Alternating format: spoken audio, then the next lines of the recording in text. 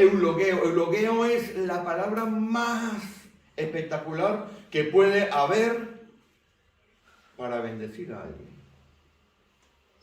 Bendito sea el Dios y Padre de nuestro Señor Jesucristo, que nos bendijo con toda bendición espiritual en los lugares celestiales en Cristo Jesús. Bendito Dios, venimos delante de ti, invocando que tu Santo Espíritu continúe, Señor, trabajando en nuestra vida. Esas misericordias que has tenido para con nosotros, pedimos que se transformen en hechos concretos en los cuales seamos rotos, seamos cambiados, seamos transformados, Señor. Y hoy que vamos a hablar de tus cosas, pedimos que las meditaciones de nuestros corazones y los dichos de nuestras bocas sean agradables a ti. En el nombre de Jesús. Amén. Voy a sentarse, hermano. No sé si ustedes saben que por esta fecha se celebra en el mundo la creación de una nueva raza. ¿No sabía? Sí. En estas fechas, el mundo cristiano celebra la creación, la implantación de una nueva raza. Alguien absolutamente diferente.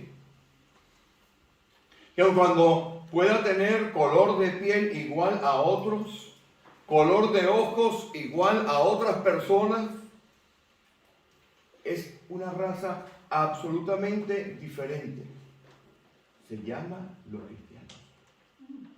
Porque en estas fechas, mis hermanos, se supone, porque es una fecha variable, se celebra algo que llaman el día de Pentecostés. El día de Pentecostés fue el momento en el cual se inaugura la iglesia. Cae el Espíritu Santo, conocemos todos, ¿verdad? La historia, eso está en Hechos de los Apóstoles, capítulo 2. Y hoy la cristiandad, en estos días la cristiandad va a celebrar o a rememorar ese hecho fundamental en el cual una nueva raza espiritual adquiere plenitud. Pero cuando viene el Espíritu Santo, ¿qué es lo que pasa? Nace en la iglesia, ¿verdad? Y era una promesa. Si usted va a Hechos de los Apóstoles, capítulo 1, versículo 4, versículo 8, que no lo van a leer, porque vamos a estar hablando de esto. Hoy ha sido un día especial en el cual hemos tenido un mayor tiempo de oración porque hay que orar. Un cristiano que no ora. Un cristiano, muy buenas. Un cristiano que no ora, un cristiano y una iglesia que no ora no prospera. Pero no es prosperidad en número, es prosperidad espiritual. Es prosperidad espiritual. Entonces, si usted va a aquellos versículos que le he citado, usted verá que hay una promesa. El Señor les dice que tienen que poner en pausa la vida estos apóstoles que habían escuchado el mensaje hasta que viniera sobre ellos algo que el Señor denomina la promesa del Padre, poder. Y a partir de ese momento, si usted estudia la historia, y sé que en esta congregación hay gente que le gusta mucho la historia, si usted ve la historia de la iglesia pega un golpe bastante fuerte. Un crecimiento desmesurado, 3, 5, así va creciendo. Al cabo de 20 años, hay iglesias establecidas en todo el imperio romano. Y esta iglesia de Éfeso, que tenía un pastor llamado Timoteo, ¿han escuchado hablar de Timoteo? Tenemos aquí epístola de Timoteo, aquel que acompañó a Pablo en un montón de viajes. Y que también no estuvo en el primer aposento alto, pero estuvo en el segundo aposento alto. ¿Saben que hay dos aposentos altos? Porque tenemos que recuperar en la iglesia la vida de los aposentos altos. En Troas, cuando Pablo aquella noche estuvo predicando larguísimo y se cayó un joven, ¿recuerdan? Que se durmió. Eso es Troas, eso es un aposento alto. La iglesia tiene que vivir en el aposento alto para poder vivir en la vida cristiana como dice aquí, con toda bendición espiritual. Y ahora hago yo una pregunta. ¿Ha experimentado usted la bendición espiritual o es simplemente una información muerta que tenemos aquí? Porque si yo leo esto, y lo voy a leer de nuevo, dice aquí, nos bendijo con toda bendición espiritual en los lugares celestiales en Cristo. Y una pregunta, ¿ha experimentado usted la bendición espiritual? Pastor, ¿cómo recibo yo la bendición espiritual? Porque, pastor, tengo que decirle algo. Por donde asomo la cabeza, hay problemas. Por donde me meto, hay situaciones difíciles. Yo quisiera que levantara la mano alguien que no ha experimentado esta semana un problema. Todo, ¿verdad? Y problemas de una adversidad, algunas veces tan grande, tan difícil, que nos asombra. Y después nos encontramos con esto que dice, nos bendijo, eso es pasado, ¿verdad? Con toda bendición, toda es todo, ¿no? Bendición, ¿verdad?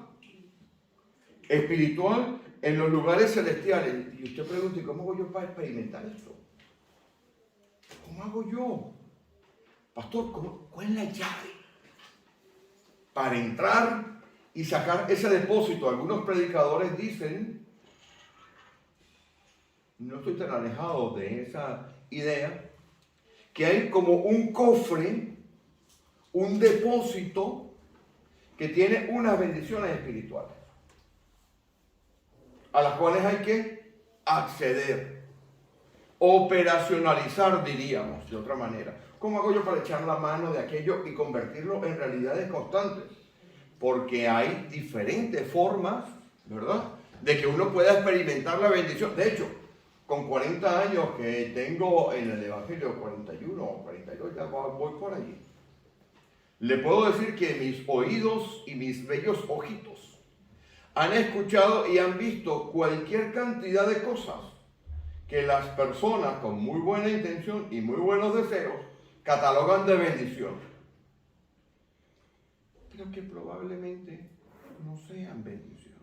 Porque hay muchas cosas que uno cataloga de bendición en un momento, pero al cabo de algún tiempo esa bendición se transforma en un fardo pesado. En el testimonio que estaba dando nuestra hermana, decía, no, que después esa bendición se transforma en un juicio, ¿verdad? Pues entonces tenemos que discernir y aprender a ver qué cosas son verdaderamente las bendiciones. ¿Cómo podemos acceder a ellas? ¿Cómo podemos nosotros echar mano de esas bendiciones? Y la forma de hacer esto es que tenemos que ir otra vez al Pentecostés. Si yo le digo a usted Pentecostés, seguro que usted tiene en su cabeza algunas cosas. Una de ellas, por ejemplo, es poder. Recibiréis poder, ¿verdad? Otra cosa que usted junta en su cabeza o aparece en su cabeza es algo sobrenatural. Otra, y muchas veces, es hablar en diferentes lenguas. Pero hay algo allí en el Pentecostés que marca la llave y que hoy, y si no terminamos hoy, terminaremos la semana que viene, así aseguraremos que estén todos aquí la semana que viene, veremos cuál es la llave para entrar allí. Y la llave es escuchar la voz de Dios. Porque aquellos que estaban en el Pentecostés estaban hablando cosas de Dios. Y usted me va a preguntar, pastor, ¿y cómo hago yo para escuchar la voz de Dios? Porque sabe una de las cosas que a mí me aterrorizan. Miren las cosas que a mí me aterrorizan. Yo tengo que confesar. Una de las cosas que más me aterrorizan a mí en la iglesia es cuando alguien me dice, Dios me ha dicho. Eso es terrorífico. Una vez, hace muchísimos años, estábamos en una clase de escuela dominical y había una historia allí real de una persona que conocíamos. Estaba yo en la clase de escuela dominical y el maestro era un gran maestro de la escritura llamado Jesús Pérez. Pastor, un hombre con un conocimiento bíblico enorme. Y estaba refiriendo una historia de una persona que le dijo al marido: mi amor, Dios me ha dicho que tengo que dejarte para dedicarme al Señor. Yo tengo que decirle que de manera incontinenti, la pregunta que yo hice y de voz alta dije: ¿cuál Señor? ¿Cuál Señor? ¿Cómo sabe usted que Dios le ha hablado a usted? ¿Cómo sabe usted que la voz que está escuchando no es la voz de su carne? ¿Cómo sabe usted que la voz que usted le da autoridad no es la voz de su conciencia o la voz de las circunstancias? Porque muchísimas veces, cuando estamos metidos en un berenjenal de circunstancias, de dificultades, le damos oído a algunas cosas que probablemente es nuestro intelecto, nuestros deseos, nuestras emociones, y tenemos que aprender a diferenciar la voz de las circunstancias de la voz de Dios. Y esto es terriblemente complicado porque cuando usted en una congregación dice a cada rato, y no digo que Dios no hable, al contrario, estamos reafirmando que Dios habla. Este mensaje indica o va con la intención de enseñar según la Escritura cómo puede discernir usted la voz de Dios. Si fuésemos hebreos, que no vamos a ir, dice que tenemos que tener los sentidos ejercitados para discernir entre el bien y el mal. Pero hay otro proceso adicional. Porque discernir entre el bien y el mal puede ser hasta fácil, ¿verdad? Pero usted sabe lo que es difícil. Discernir entre lo bueno y lo que parece bueno. Porque muchísimas veces tomamos decisiones en nuestra vida o inducimos a los demás diciendo: es que Dios me ha dicho. ¿Cómo puede usted o cómo puede alguien ir en contra de eso si es la voz de Dios? Porque cuando a uno le dice: no, mire, pastor, Dios me ha dicho que tengo que hacer esto, eso es un problema. Más problema cuando se lo dicen a algunos hermanos: no, mire hermana, mire hermano, que Dios me ha dicho que usted tiene que hacer esto. El hermano que lo recibe por regla general pregunta: bueno, ¿y por qué no me lo dice Dios a mí, verdad? ¿O a usted no le ha pasado alguna vez que se ha levantado alguien en una congregación y le ha dicho: mire mi hermano, mi hermana, o privadamente, Dios me ha dicho que usted tiene que hacer esto? ¿Saben cuándo me estoy metiendo en un berenjenal? Y usted le dice: pero ¿y Dios no me puede hablar a mí? ¿Y Dios no me puede hablar a mí? Pues mire, para poder responder cómo discernir la voz de Dios, usted tiene que responder primero una pregunta. Es una pregunta trascendental, una pregunta fundamental y una pregunta, como dicen en España, embarazosa. Embarazosa. Y la pregunta es: ¿conoce usted a Dios?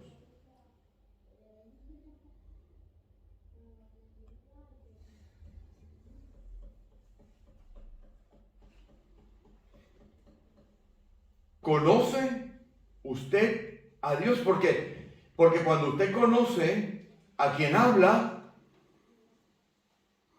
conoce la voz. Yo escucho una grabación de algunos de mis hijos y yo, como los conozco, o de mi esposa, yo distingo la voz. Porque tenemos que ser absolutamente claros. Si vamos al Evangelio, observamos que Dios habla de diferentes tierras y semillas. ¿Se acuerdan de aquella parte? No crean que todos los que estamos aquí, y yo espero que sí, pero no crean que todos los que pasan por la iglesia van a estar en la boda del Cordero. Y cuidado, Señor, pero en tu nombre no eché fuera de ellos. Pero Señor, pero si en tu nombre hicimos milagros, Señor, ¿qué dice el Señor? Hacedores de maldad. Pero dice algo más. No os conozco. No os conozco. Pero dice algo más. ¿Cómo lo dice? A ver, ¿quién lo busca? Nunca os conoce. Vamos a reflexionar por un segundo en esta pregunta que es fundamental. ¿Conoce usted a Dios? Porque si fuésemos a Corintios, vamos a Corintios. Que berenjenal, me gusta meterme en berenjenal. Vamos a la primera epístola a los Corintios. Estoy predicando sin notas, Primera de Corintios, predicando sin notas porque el momento amerita esto. Hoy me he quedado dormido. Yo me levanto muy pronto por la mañana los domingos, me voy a la cocina, pongo el café, me meto en la escritura y oro para preguntarle, Señor, ¿es esto lo que tú quieres que yo predique? Y hoy me quedé dormido. Pero cuando he llegado aquí, he visto que esto es lo que quiere que Dios predique. Y yo nunca he oído la voz de Dios audible. 1 Corintios capítulo 1. Podríamos decir que a lo largo de la vida cristiana usted va a conseguir que hay como 3 grandes grupos de personas. Tenemos que responder no dónde está usted, porque después lo veremos, sino usted conoce a Dios. Hay un primer grupo que podríamos decir que son el grupo de personas que vienen a una iglesia. Estamos en el primer capítulo de la primera epístola a los Corintios, que han crecido posiblemente en un hogar cristiano, que sus padres y sus madres lo llevaban a la iglesia, que vienen de vez en cuando a una congregación, pero son lo que la Escritura llama el hombre natural. Estos son los que consideran que nosotros somos locos. Versículo 18 del capítulo 1. Esos, mis queridos hermanos, así vengan a la congregación, tengo que decirle que han pagado la autopista, el peaje, para donde está el cachudo. ¿Saben quién es el cachudo? Venga. Entonces, hay un primer grupo de personas que vienen a la congregación. Lo trae su madre, lo trae su novia, lo trae su novio, lo empuja el marido, la esposa, lo trae, lo que sea. Pero en la parte íntima de su ser, en la profundidad, dicen, pueden estar ahí cantando.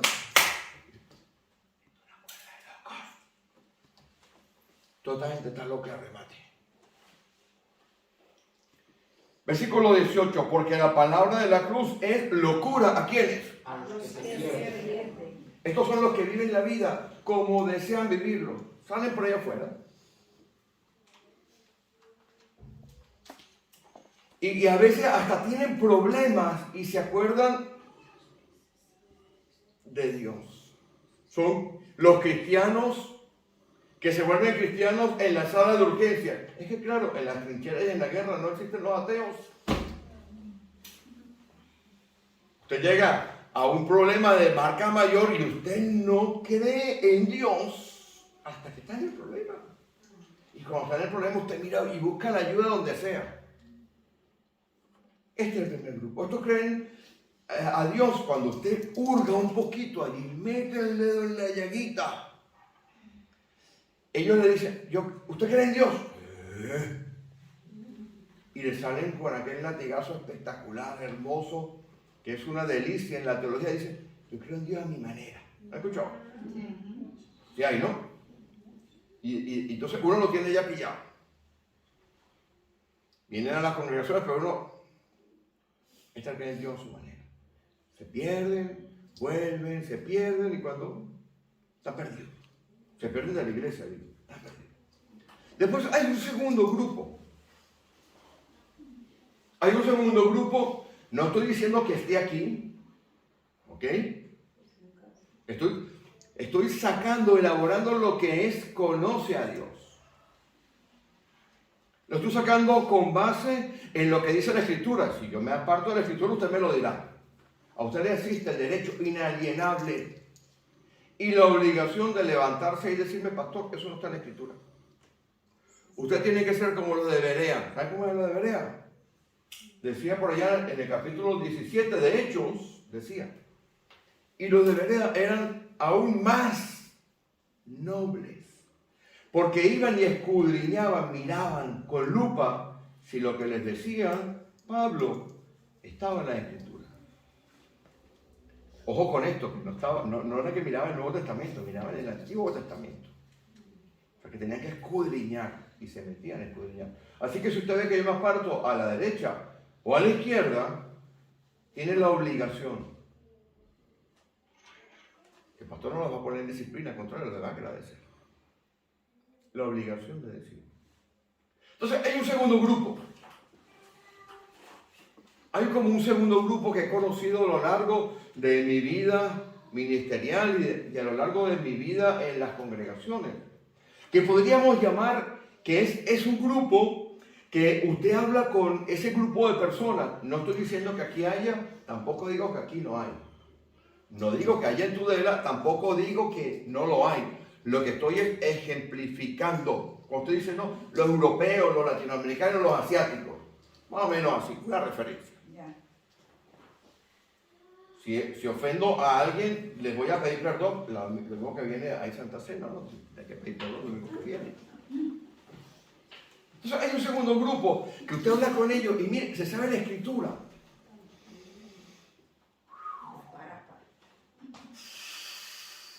Que uno va a predicar, o que tenga que predicar.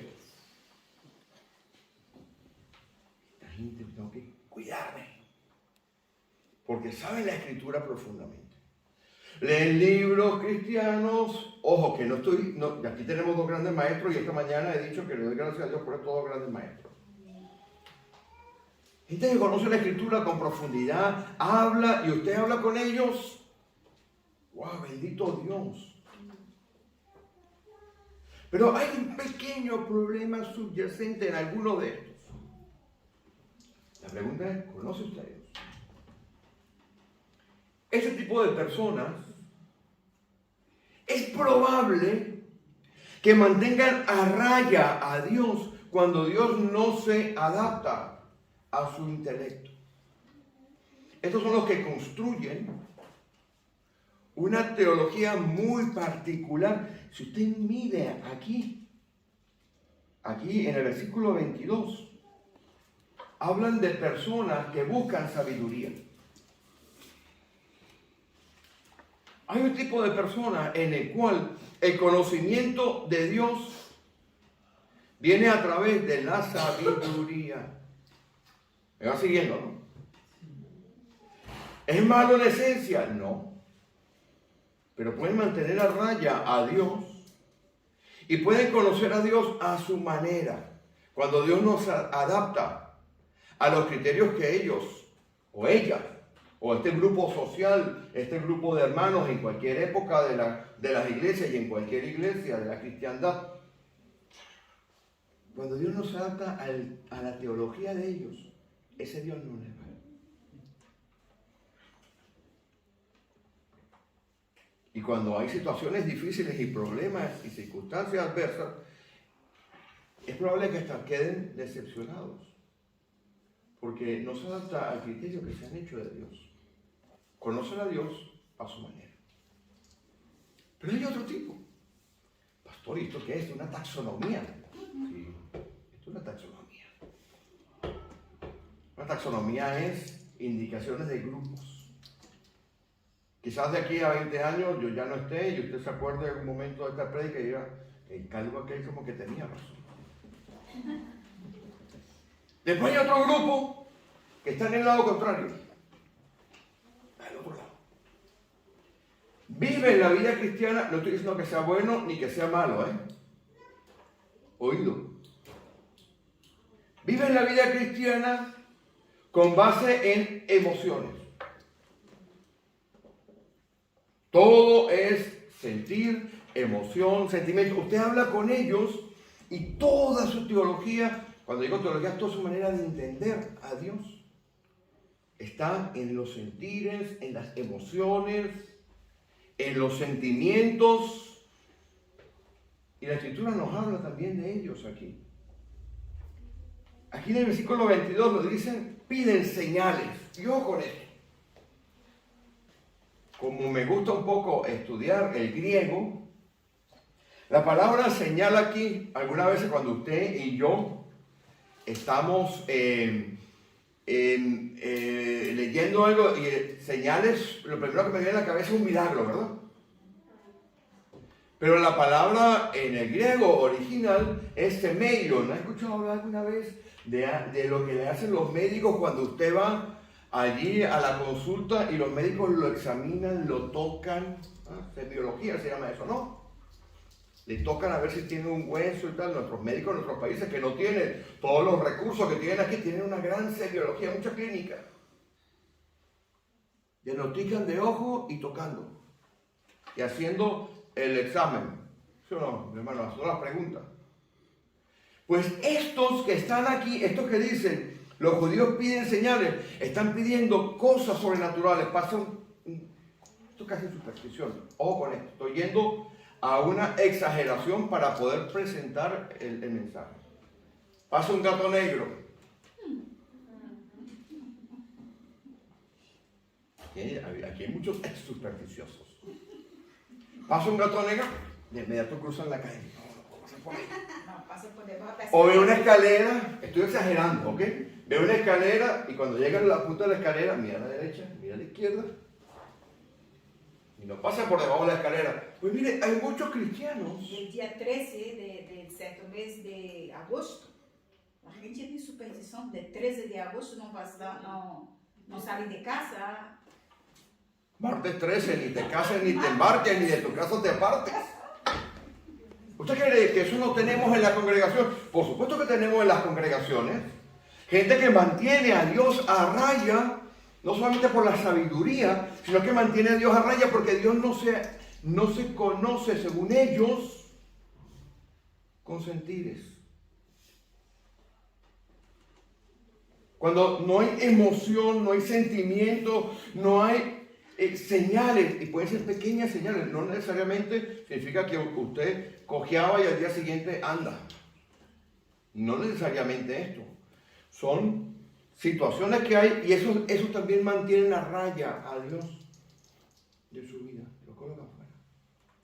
Tengo que decirle que los tres son exactamente iguales.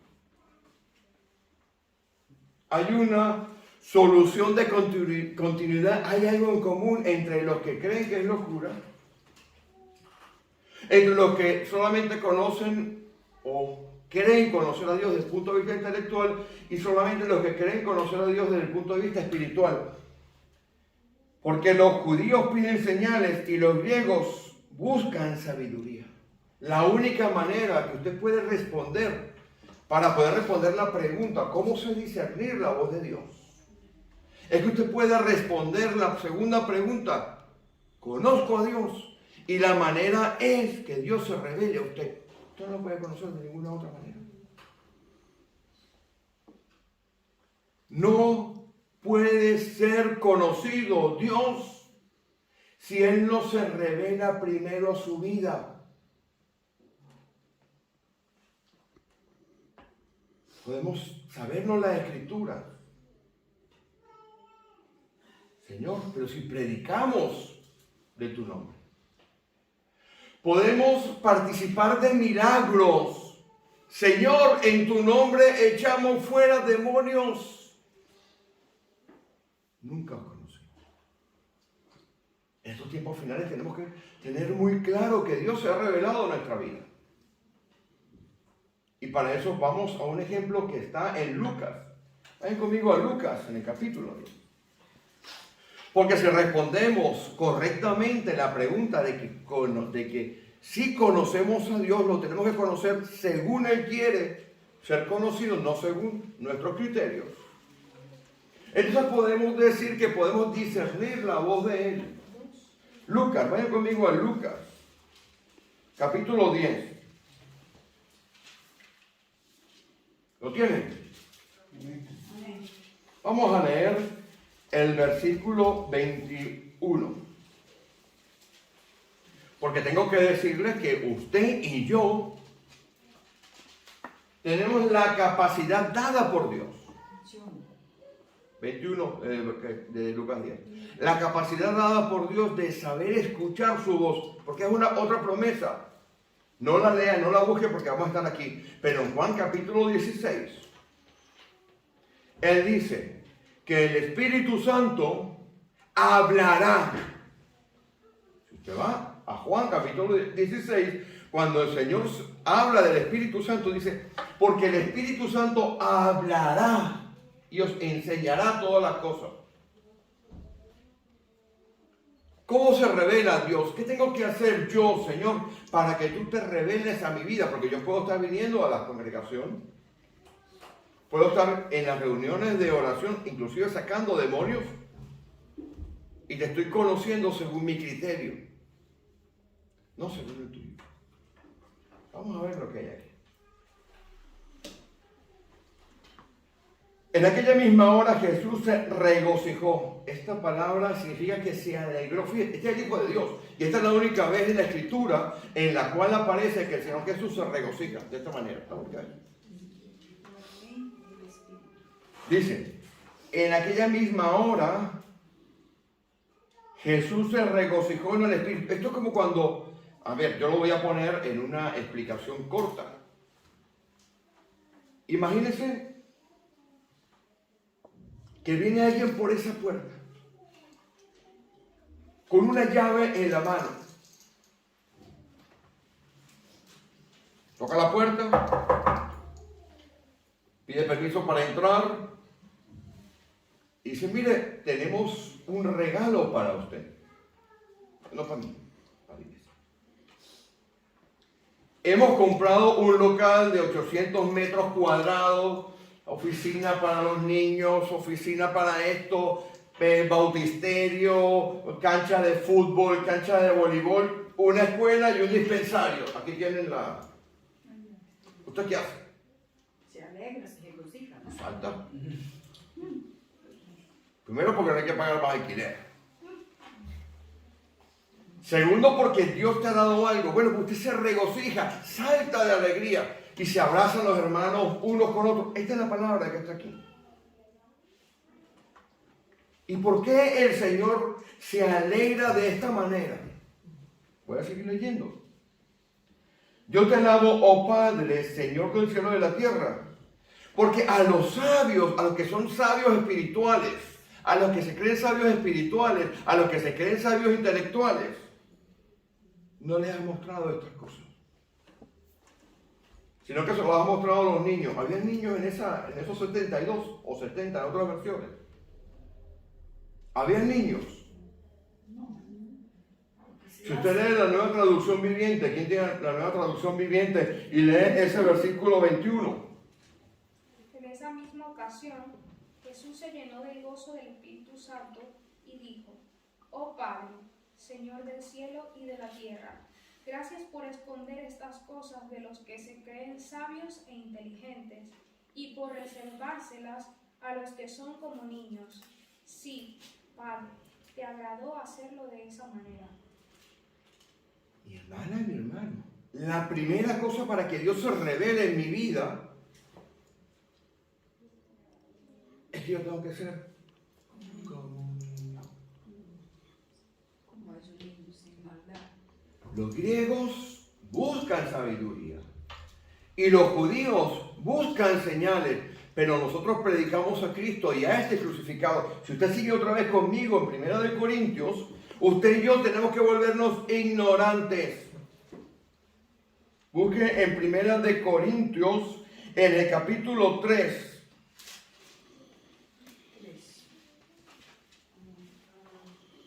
La manera que yo llegue a recibir la revelación de Dios en mi vida es que yo me despoje de todo lo que yo soy. Capítulo 3, versículo 18, ¿qué dice? Nadie se engane a sí mismo. Si alguno entre vosotros cree ser sabio en este mundo, hágase ignorante y así llegará a ser verdaderamente sabio. Cuando yo me hago ignorante en todo lo que yo creo que yo soy. Cuando yo digo, dejo de ponerle a Dios un límite y decirle, mira Dios, tú no encajas en mi criterio espiritual. No me hace sentir. No se me pone, ay pastor, qué culto tan hermoso. Mira cómo me pongo. Pelo de gallina. Y después sale por esa puerta y no vive una vida transformada. Pastor, cuando usted predicaba yo me acordaba de todas las palabras griegas, de todo el... No vale nada. Lo que vale es una relación con el Señor. Amén. Y tenemos que ser como niños e ignorantes totalmente para permitir que el Espíritu de Dios se revele en nuestra vida. Tenemos que romper todos nuestros esquemas. Todo lo que hemos aprendido, todo lo que usted se ha construido, tiene que ser dejado de lado. Porque miren lo que pasa cuando nos volvemos ignorantes. Ya voy terminando con esto. La segunda parte la tendremos el domingo. Vaya conmigo al capítulo 2 allí mismo. Al capítulo 2. Resulta que para que usted pueda discernir la voz de Dios, porque si usted está en grandes problemas, en grandes dificultades, si usted no ha orado durante la semana, si usted no ha leído durante la semana, si usted está metido en todos los problemas que le agobian, está lleno de situaciones incómodas, usted no escucha nada. Usted escucha la voz suya que le dice, escapa, arregla. Entonces la manera que en paz y en quietud seamos salvos es que conozcamos a Dios a la manera que Él quiere, dejando que Él se revele en nuestra vida. Después podamos, conociendo a Dios, saber qué nos está diciendo. Versículo 10 del capítulo 2. Voy a leer para ir terminando. Pero Dios nos las reveló a nosotros. Todas las cosas, todas esas bendiciones espirituales que están allí, que son las que tenemos que echar mano para vivir una vida victoriosa. Porque tengo que decirle que en Juan capítulo 10, versículo 10, dice algo que creo que es verdad. Porque alguien decía esta mañana de la inerrancia. ¿Cómo era? Inerrancia. Ahora ya con hambre. Inerrancia de la Biblia. Hambre y Alzheimer. Voy a apuntar por ahí en el instituto geriátrico de Logroño. Inerrancia de la Biblia. La Biblia no puede equivocarse. Y si a mí el mismo Señor Jesús me dice en Juan 10:10, el diablo vino a destruir. Yo no voy a maquillar eso. Yo tengo que creer que es verdad. Él viene a robar mi tranquilidad. Él viene a robar mi bendición. Él viene a robar mi matrimonio. Él viene a robar a mis hijos. Él viene a robar mis finanzas. Él viene a robar todo mi futuro. Él va a intentar destruirme. Y si Dios le permite, matarme. Yo tengo que creer que si Dios dice, mismo Dios, Jesús es Dios, ¿quién no cree que Jesús es Dios? ¿Quién no lo cree? Dios, ¿verdad? Dios miente. Sea Dios veraz y todo hombre mentiroso, dice la Escritura. Pues si el Señor Jesús dice, el diablo vino a matar, a robar, a destruir, yo no tengo que creer. Entonces todas estas bendiciones que están aquí, que dicen que ha preparado para los que le aman, en el versículo 9, nos las revela a nosotros por el Espíritu de Dios que mora en nosotros. La única manera que usted lo escuche. No construye barreras, ni por su inteligencia, ni por su sabiduría espiritual, ni por su sabiduría carnal de estudiar. Mire el versículo 12. Nosotros no hemos recibido el espíritu del mundo. Ese espíritu del mundo que está en Efesios capítulo 2, versículo 2, el que operaba en los hijos de desobediencia. Usted tiene que vivir una vida transformada. Cuando Dios se revela como Él quiere revelarse a su vida, usted sufre una transformación increíble. Usted no puede echar para atrás. Y el espíritu que proviene de Dios para que sepamos lo que nos ha concedido. Ahí está la llave de esas bendiciones. Ahí está la llave de la vida victoriosa. Pues resulta, mi querido hermano, mi querida hermana, que si hay gente miserable en el mundo,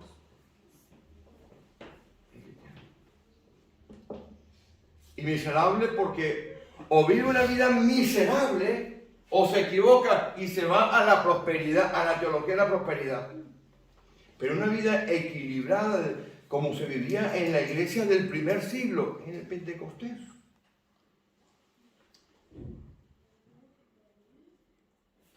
Probablemente tengamos que recuperarlo. Y para eso, lo primero que tenemos que responder, y espero que lo respondan ahora, en la tranquilidad de sus casas. ¿Conoce usted a Dios?